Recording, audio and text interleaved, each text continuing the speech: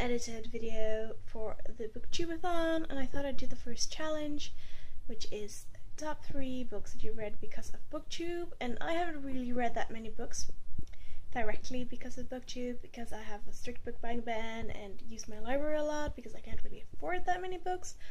But there are some, and I thought I would show them to you, or rather my favorites of the few that I have read, and that's, when I thought about it, it was pretty easy actually. Like when I just figured out which books I'd read because of Booktube and which books that have come into my life prior to Booktube, because I've really only been watching and, you know, thinking about participating for about a year, a little less.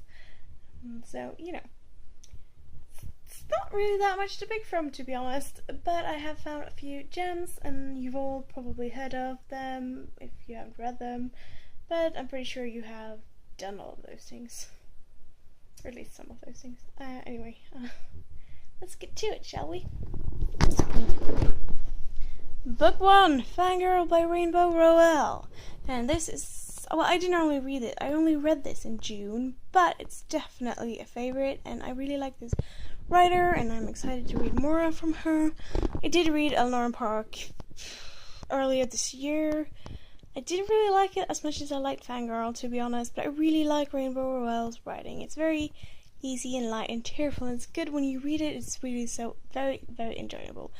Fangirl, unlike Eleanor Park, has stuck with me after I read it, though, so this is definitely number 1 Rainbow Rowell book for me so far. Those are the only 2 I've read, and definitely also one of my favorites that I have read because of Booktube. Book number 2 on that list is Daughter of Smoke and Bone by Laini Taylor. Yep, that book.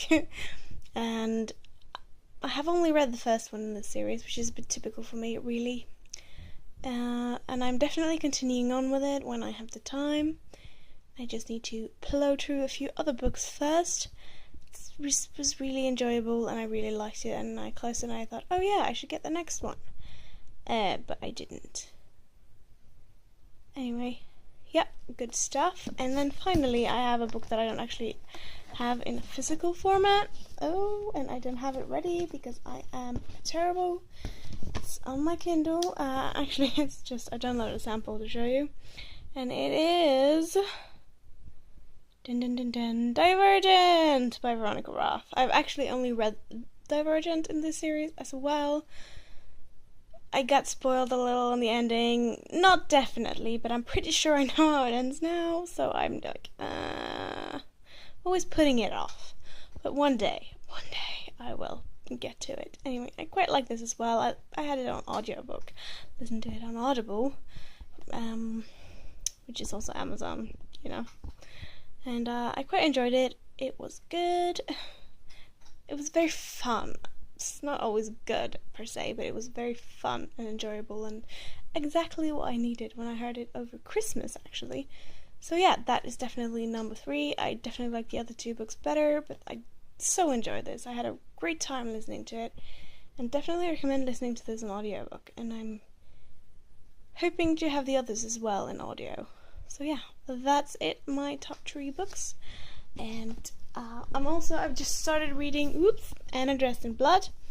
This is my first book for the actual book readathon, but I will probably not get into that until later today. It's 2 a.m. right now, so middle of the night, really. So I'm just going to put this on upload and hope it's up there for you in the morning. Then I'll see you later, maybe tomorrow.